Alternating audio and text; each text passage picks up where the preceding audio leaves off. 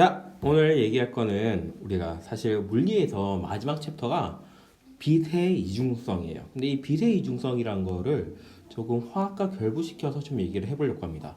사실 물리와 화학이 따로 도는 건 아니에요. 두 개 다 똑같이 과학이고 이과학생이라면 누구나 다 열심히 공부해야 되는 그런 과목 중에 하나죠. 그래서 매우 중요한 과목인데 두 개가 접점이 되게 많아요. 그 중에 하나를 오늘 좀 보시게 될 건데 일단 우리는 라이트, 즉 빛이라는 게 이게 입자인지 파동인지 이걸 가지고 많은 고민을 해왔습니다. 사실 우리 역사적으로 볼게요. 우리 화원에서 처음에 배우시겠지만 라부아지에의 업적 중에 하나가 33개의 원소를 4개의 그룹으로 나눴다라는 걸 배웁니다. 이 33개의 원소 중에 보면 이 중 일부는 빛, 그리고 일부는 뭐 소리, 이상한 열 이런 것들도 포함되어 있어요. 즉 예전에 18세기 이전에는 이런 그 빛이라는 것 자체가 결국엔 뭐다? 일종의 입자다라고 생각해 왔던 거죠. 이제 뉴턴 시대까지는 뉴턴 사고까지는 계속 빛은 알갱이다라고 우리가 믿어왔습니다. 그런데 오일러라는 사람이 이제 이때 나오게 되는 거죠. 오일러라고 하는 건 수학자예요. 되게 유명한 수학자 중에 한 명이에요. 뭐 오일러로 중요한 오일러란 이름이 붙은 오일러수 E라고 써 있는 거 보이시죠? 이 녀석이에요. 자, 이 녀석. 그다음에 복소수, 그다음에 파이 뭐 이런 숫자로 매우 무리수를 가지고 많이 수식을 만드신 되게 훌륭하신 아니면 훌륭한지 아니면 사람을 힘들게 하는 건지 모르겠지만 여튼 그런 수학자예요. 이분이 과학계의 큰 하나의 흐름을 바꿉니다. 뭘 하냐면 빛이라는 게 이게 굳이 알갱이여야 되는가에 대한 어떤 화두를 던지는 거죠. 자, 첫 번째 빛은 반사합니다. 이거 잘 생각해 보시면 반사라는 거 파동의 특성이에요. 물론 뭐 축구공도 던지면 튕겨져 나오는 거 반사입니다. 그러니까 이건 좀 약간 애매한 것 같아. 근데 또 다른 얘기가 있어요. 뭐 빛은 굴절도 합니다. 이거 여전히 파동의 특성이죠. 자, 그리고 요거까진 괜찮은데 마지막 요냐 동그라미 돼 있는 거 요거 뭐예요? 회절. 이게 되게 중요해요. 왜냐면 빛이 어떤 작은 틈 사이로 진행이 되면 이 틈으로 진행이 되면 이게 여러 방향으로 흩어져요. 이거 파동의 원리거든요. 이거를 입자로 설명할 수는 없어요. 그래서 이걸 가지고 빛은 파동인 것 같은데? 라는 이런 한 화두를 던져줍니다. 자, 그리고 나서 이 화두를 가지고 물론 그렇다고 이게 빛이 무조건 파동이야 라고 얘기하기 힘든 거야. 왜냐면 입자가 그럴 수도 있는 거지. 이런 특이한 입자일 수도 있는 거지. 많은 과학자들이 이 오일러의 이 생각 하나만으로 빛은 파동이다라고 바꾸진 않아요. 자, 그런데 누가 나오느냐? 토마스 영이라는 과학자가 나옵니다. 아래는 네이버에서 제가 딴 이미지인데요. 네이버도 찍혀 있네.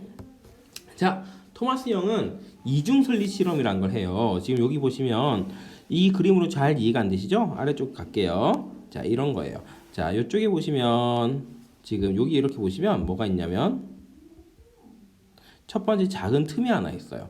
이 틈으로 파동을 이렇게 넣어줍니다. 물결을 집어넣어 주는 거예요. 그리고 나서 이 물결이 작은 틈을 지나면 이게 퍼집니다. 이렇게 퍼져나가게 돼요. 이 퍼지는 걸 우리는 회절이라고 얘기합니다. 회절하는데 조금 지나면 두 개의 틈을 가진 또 이런 막을 하나 어떤 벽을 만나게 돼요. 그래서 이 틈에서 각각 또 파동들이 회절하게 됩니다. 그러면 여기 보시면 물결들이 겹쳐지는 부분이 있죠. 그럼 이 물결이 똑같은 모양이 겹쳐지기 때문에 이런 1번 위쪽에 그린 것 같이 동일한 이런 물결이 합쳐지면서 큰 파동을 만들게 돼요. 아주 커지죠, 파동이. 이거를 보강 간섭이라고 얘기하고요. 또 약간 요 사이쯤 이렇게 보면 여기는 파동이 하나는 아래로 내려가고요. 이렇게 하나는 위로 올라가는 이 두 개가 합쳐지는 지점이 나옵니다. 그러면 이때는 파동이 싹 사라져요. 이걸 우리는 상세 간섭이라고 얘기합니다. 이런 걸 우리는 두 개의 틈, 즉 슬릿으로 진행한 실험이다 해서 이중 슬릿 실험이라고 얘기해요. 그래서 이걸 어디에 빛에 그대로 적용하는 거죠. 그랬더니 빛이 물결과 똑같이 이런 이중 슬릿에서 아주 특색 있는 보강 간섭과 상세 간섭, 즉 파동의 중요한 특성을 보여주는 데이터를 이미지를 얻게 되는 거죠. 이걸 확인함으로써 과학자들이 빛은 파동이었구나 라고 생각을 고쳐먹게 됩니다. 이게 꽤 오래 진행이 돼. 그래 빛은 빛이 입자였구나라는 거에서 파동으로 생각이 싹 바뀌게 되죠. 바뀌었다가 이제 이 혓바닥이 아름다우신 아인슈타인이라는 과학자가 나요. 아인슈타인은 세 개의 중요한 논문을 발표합니다. 첫 번째는 브라운 운동이란 거예요. 브라운 운동은 콜로이드라고 해서 어떤 좀 사이즈가 큰 물에 녹지 않은 이 덩어리들이 물에 녹였을 때, 물에 좀 분산을 시켰을 때 얘네들이 무작위로 운동하는 이런 것들을 얘기합니다. 자, 이건 콜로이드 같은 건 나중에 차후에 천천히 배우시면 되고요. 그 다음에 두 번째가 광전 효과 실험을 합니다. 이거는 노벨상을 탄 아주 중요한 실험 중에 하나죠. 오늘 얘기할 핵심이에요. 그리고 광전 효과 실험, 마지막으로 되게 잘 알려진 상대성 이론이에요. 보통 상대성 이론으로 노벨상을 탔다라고 많이 착각하시는데 그렇지 않죠. 광전 효과 실험으로 노벨상 탑니다. 이거 잠깐 화학으로 좀 돌아가 볼게요. 자, 화학에서 보면 이게 우리가 원자핵이 있을 때 수소를 기준으로 생각해 볼게요. 수소 원자핵이 있을 때 원자핵 주변에 전자가 쿨롱힘 플러스 마이너스 전정기적력으로 두 개가 딱 붙어 있을 겁니다. 그리고 이 두 개의 입자들 핵과 전자가 가까이 있을수록 에너지는 안정하겠죠. 그걸 우리는 바닥 상태라고 합니다. 그런데 여기다 에너지를 전자에 좀 주입하게 되면요, 에너지는 전자 에너지가 올라가면서 들뜬 상태가 됩니다. 들뜬 상태가 된다는 건 핵으로부터 전자가 점점점 이렇게 멀어짐을 의미하죠. 그리고 에너지를 많이 흡수하면 전자가 휙 날아가서 핵으로부터 무한대의 무한대에 위치해 있는 껍질로 이동하게 돼요. 이거 무한대라는 건 결국 뭘까요? 결국 원자핵으로부터 전자가 탈출하게 된다는 얘기죠. 그래서 전자가 여기서 여기까지 가기 위해서 특정한 에너지를 흡수하게 됩니다. 자, 요거 잘 생각해 보세요. 그리고 이런 거는 똑같이 금속에서도 발생을 하게 돼요. 우리가 만약에 에너지가 10 정도 있는 이런 빛을 금속에 쏜다고 얘기해 볼게요. 물론 이때 금속의 전자는 바닥 상태에 있다고 생각해 볼게요. 그러면 이 전자는 에너지를 흡수하게 되고요. 에너지 흡수함으로써 전자가 들뜬 상태가 됩니다. 그리고 똑같이 가장 바깥쪽에 있는 전자 껍질, 이건 띠 이론이란 걸로 나중에 다시 배우시게 될 거예요. 제일 바깥쪽에 있는 띠로 전자가 이동하게 되면요, 이 전자는 어느 순간 에너지를 충분히 흡수해서 뿅 하고 바깥쪽으로 나갈 수가 있게 됩니다. 이때 에너지 흡수한 것들을 우리가 3 정도 흡수했다고 얘기해 볼게요. 그러면 10의 에너지를 줬는데 3은 전자가 흥분하고 들뜨는데 사용된 거예요. 그러면 7 정도 남았죠? 그 7은 결국 전자의 운동 에너지로 사용되게 될 겁니다. 자, 그래서 이때 흡수한 에너지를 우리는 이일함수 work function이라고 얘기하고요.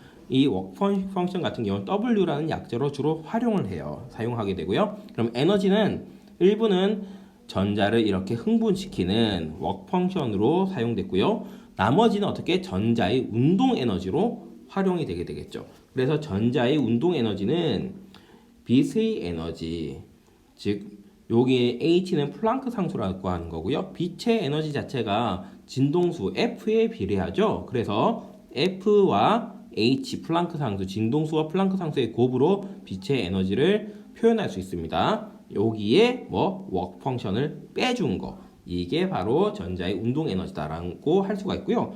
이거 잘 생각해 보시면 이거 Y는 AX 빼기 W 이렇게 하면 1차 함수 형태가 되게 되죠. 그래서 X축을 프리퀀시 진동수로 잡고요, Y축을 전자의 운동 에너지 이렇게 잡아주면요, 지금 이게 이렇게 그래프가 이렇게 그려질 수 있습니다.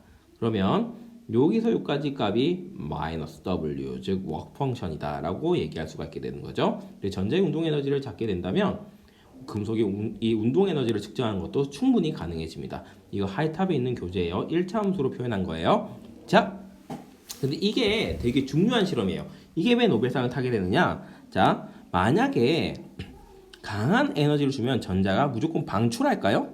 아니란 얘기예요. 이게 핵심이었어요. 아주 강한, 그러니까 진동수가 매우 큰 빛을 주면 당연히 전자는 나옵니다. 그런데 진동수가 작지만 그런 빛을 많이 주면요, 우리가 이 빛 자체가 일종의 파동적 특성이라면 이런 약한 빛을 여러 개 겹쳐주면 강한 빛이 되겠죠? 아주 파동이 커질 겁니다. 그러면 약한 빛을 많이 쬐어줘도 전자는 튀어나올 수 있어야 돼요. 그런데 그러지 않는다는 얘기죠. 즉 파동적 특성보다는 이 알갱이 한 개 한 개의 에너지가 매우 커야 된다는 거죠. 이 알갱이가 높은 에너지를 보유하고 있어야 된다는 거예요. 즉 프리퀀시가 매우 커야 된다는 얘기죠. 진동수가 매우 크다. 이럴 경우에 어떻게 된다고요? 이게 전자를 떼어낼 수 있게 된다는 얘기죠. 그래서 이 빛이라는 우리가 이거는 광자라고 얘기합니다.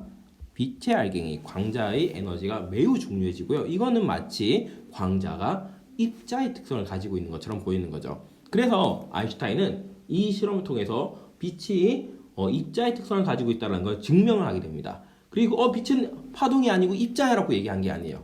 결론이 뭐였냐면 light is wave and particle 뭐 이렇게 듀얼리티라는 얘기를 해요. 파동이면서 그리고 입자의 특성을 동시에 가지고 있는 이중성을 가지고 있다라는 결론을 내게 됩니다.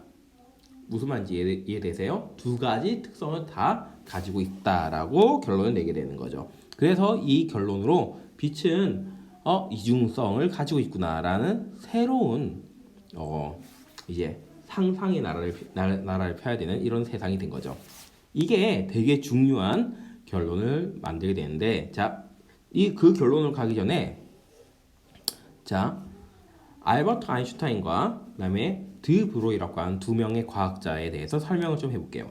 알버트 아인슈타인은 이미 예전부터 광양자설이라고 해서 빛이라는 게 어떤 양자라고 하는 작은 알갱이들로 구성된 것 같아라고 설명하고요. 이 빛의 운동량을 파장분의 이거 플랑크 상수로 표현할 수 있다라고 일종의 공식을 만들어서 발표합니다. 그런데 이거는 여전히 빛에만 적용되는 거였죠. 근데 당시에 드 브로이라고 하는 박사 과정 학생이 박사 논문으로 P는 람다분의 H 동일한 수식이죠. 근데 용어가 물질파예요.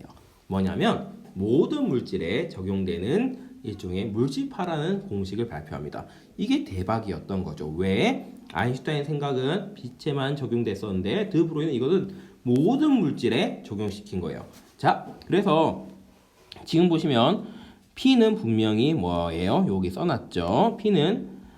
P라고 하는 운동량은 질량 곱하기 속도로 표현됩니다. 그래서 이 운동량이라는 건 질량을 가지고 있는 물질의 특성이고요. 여기 람다는요, 그쵸? 파장이니까 파동의 특성이에요. 그쵸? 파동의 특성이기 때문에 이 두 개는 결국 뭐냐? 모든 물질은 파동의 특성을 가지면서 입자의 특성을 동시에 가지고 있다는 걸 설명하는 거죠. 아인슈타인 이론이 모든 물질로 확대되는 이런 계기가 됩니다. 그러면서 우리들은 왜 파동의 특성을 잘 보이지 않는지도 설명하죠. 왜? 우리는 이 질량이 너무 크죠. 질량이 너무 크기 때문에 이 질량이 너무 커서 질량이 크면 어떻게 돼요? 이 파장이 너무 작아지죠. 그러니까 관측이 안 되는 거예요. 우리의 파장은 너무 작은 거예요. 그래서 관측을 할 수 없고요. 질량이 매우 작을 경우에는 이 파장을 확인할 수 있게 되는 거죠. 그래서 우리는 파동의 특성을 가지고 있지만 그걸 관측하기가 어렵다라고 설명하게 됩니다. 그래서 모든 것은 결론 파동이고요. 그러니까 어떤 생각을 할 수 있느냐? 전자도 파동이지 않을까라고 생각할 수 있게 되는 거죠. 자, 이거의 생각을 만드는 게 에르빈 슈레딩거라는 사람이에요. 이 고양이로 되게 유명하신 분이죠. 슈레딩거의 고양이. 인터넷 찾아보면 되게 많이 나와요. 자, 이 사람은 전자는 결국 파동이다. 입자 아니요. 파동으로 이렇게 설명하게 됩니다. 어떤 특정 구간을 진동하고 있는 이런 파동이고요. 이 특정 구간은 사실 우주 끝에서 끝까지예요. 자, 그러면 이 파동이 왜 형성되느냐? 우리가 이걸 보호의 원자 모형으로 가볼게요. 보호의 원자 모형 보면 전자가 이렇게 특정 껍질, 파란색으로 되어 있는 특정 껍질을 가지고 돌고 있을 건데 이 껍질이란 게 왜 하필 그 껍질이냐? 파동을 이렇게 그렸을 때요. 자, 1번 위치에 이렇게 연결하고요. 4번 위치 연결하면 다시 이쪽에 여기가 다시 1번 위치로 돌아오게 돼요. 그쵸? 그러면 이 파동이 다시 올라가면서 여기랑 보면 정확하게 딱 겹치죠. 보강 간섭을 하게 됩니다. 그러니까 딱 이 위치에 파동이 정확하게 딱 둘러지면 파동이 보강 간섭하면서 매우 강해지게 되겠죠. 그래서 그 위치가 전자 껍질의 위치다라고 얘기를 하게 됩니다. 근데 여기서 약간만 크게 작아지면 어떻게 돼요? 보강 간섭이 일어나지 않아요. 그래서 이때는 어떻게 된다? 전자가 잘 존재하지 않는다라고 얘기할 수 있게 되는 거죠. 그래서 껍질의 위치를 파동으로서 설명할 수 있게 돼요. 자, 그러면서 이 파동을 어떤 웨이브 펑션이라고 해서 파동 함수로 그리게 됩니다. 그 사이라고 하는 어떤 함수로 y는 뭐 ax 하는 걸 그 사이 뭐 r에 대한 r은 원자기로부터의 거리예요. 그 사이 r은 뭐 이래야 된다. 물론 그 사이 rt로 하기도 합니다. 시간과 거리에 대한 함수로 표현해야 돼요. 생각만 해도 복잡하죠. 그래서 자세한 건 여기서 설명하지 않을게요. 이렇게 이제 파동 함수를 설명하면서 문제 파동의 모양을 그렸어요. 근데 이게 전자의 밀도인가? 라고 해석을 하려고 했더니 힘들어요. 왜? 복소수가 튀어나와요. 그러니까 이거 복소수라는 걸 우리 현실 세계에서 해석하기 되게 어렵죠. 왜? 마이너스 루트 1? 이거 도대체 무슨 의미야? 해석이 안 됩니다. 그래서 해석이 어려워서 이게 전자의 밀도인가? 이렇게 긴가민가 하고 있는데 보른이라는 아저씨가 튀어나와요. 보른이라는 건 이 사람은 이 그 사이의 중요성을 그 사이의 제곱이 있다고 설명합니다. 그 사이를 제곱하게 되면 즉 파동 함수를 제곱하게 되면 이게 전자의 존재 확률 밀도 함수다라고 해석하게 되고요. 즉 제곱값이 이렇게 된다면요. 여기서 여기까지 이 넓이의 값이 전자가 이 구간에서 존재할 수 있는 확률값이다라고 얘기하는 거죠. 그래서 만약 그 사이가 파동함수가 이렇게 그려진다고 얘기해 볼게요. 그러면 이걸 제곱하게 되면 이렇게 되죠. 자, 그러니까 보시면 특정 구간에 전자의 존재할 확률이 이렇게 높은 것들 봉우리들을 확인할 수가 있어요. 이런 식으로 전자가 존재한다라고 설명을 하게 되는 거죠. 그리고요, 이 크사의 제곱값을 만약에 이렇게 검게 그린다면 이 크사의 제곱은 많은 파동들이 중첩이 돼서 그려진 거예요. 근데 되게 신기한 건 이건 우리가 관측하기 전입니다. 우리가 이걸 관측하게 되면 이 수많은 전자의 확률들 중에 대부분이 뿅 사라지고요. 하나의 확률만 한 지역에 남게 됩니다. 이게 바로 입자가 이쪽에 나타나는 현상이다라고 설명하는 거죠. 그러니까 이게 보른의 해석에 따르면 전자는요, 관측 전에는요, 우주 전역에 걸쳐서 특정 파동 형태로 펼쳐져 있어요. 이건 입자가 아니에요. 근데 우리가 딱 관측하는 순간 어떻게 돼요? 그 모든 가능성들이 뿅 사라지면서 하나의 가능성만 남게 됩니다. 그래서 그곳에 전자가 존재하게 되는 거죠. 그래서 전자는 관측 전에는 파동이고 관측 후에는 입자가 된다라고 설명하게 됩니다. 이 관측이 근데 영향을 준다라는 걸 누가 또 아이디어를 내게 되냐면요. 하이젠베르크라는 사람이 이 관측의 영향을 설명하게 됩니다. 그래서 왜 이걸 관측이 영향을 주는지를 이제 설명해 드려보면 우리가 본다라는 것 자체는 빛이 이동하면서 어떤 시스템에 간섭하게 된다는 거죠. 그래서 그 시스템 자체가 바뀔 수가 있고요. 이 간섭하는 방법에 대해서는 해석이 크게 두 가지. 코펜하겐 해석과 다중우주론으로 설명하게 됩니다. 코펜하겐 해석은 뭐냐면 수많은 가능성 중에 한 개가 사라지고 한 개만 남고 나머지의 모든 파동들, 가능성들은 사라진다라고 해석하는 거고요. 다중우주론은 우주에는 수많은 여러 차원들이 존재하고요. 그 우주가 여러 층들이 있는데 평행 차원이죠, 일종의 그런 차원들의 우주가 있는데 이쪽 우주에서는 A라고 하는 가능성이 살아남고요. 다른 우주에서는 B라고 하는 가능성, 수많은 가능성들이 나타나는 곳이 다 다르다는 거예요. 그래서 수많은 우주가 존재한다라고 해석하는 게 다중우주론이에요. 약간 만화책 같죠? 그래서 허무맹랑한 소리 같나요? 근데 이게 현대 과학자들이 신봉하는 이 양자역학의 이론 중 1위와 2위예요. 그렇게 허무맹랑한 소리는 아닙니다. 아직까지 사실 둘 중에 뭐가 맞는지는 잘 몰라요. 물론 다수는 코펜하겐 해석을 더 많이 믿고 있습니다. 그렇지만 여전히 아주 많은 과학자가 다중우주론에 대해서 신봉하고 있다는 거, 이것도 기억해 주시면 될 것 같아요. 자, 그래서 이 결과 우리가 뭘 알게 되느냐면 결국 이 전자의 존재 확률을 3차원으로 그려서 만들어진 게 화학에 나오는 오비탈이란 개념이 되죠. 자, 그래서 지금 물리에 들어가는 빛의 이중성부터 화학에 들어가는 오비탈 개념까지를 쭉 한번 연결 지어 봤어요. 자, 조금 어려울 수 있긴 한데 그렇게 수식이 들어가는 것도 아니고 어떻게 보면 역사적인 내용인 것 같아요. 과학에 대한 어떤 역사의 큰 흐름이니까 한번 잘 곰곰이 생각해 보시면 공부할 때 많은 도움이 되지 않을까 합니다. 자, 그래서 여기까지 하고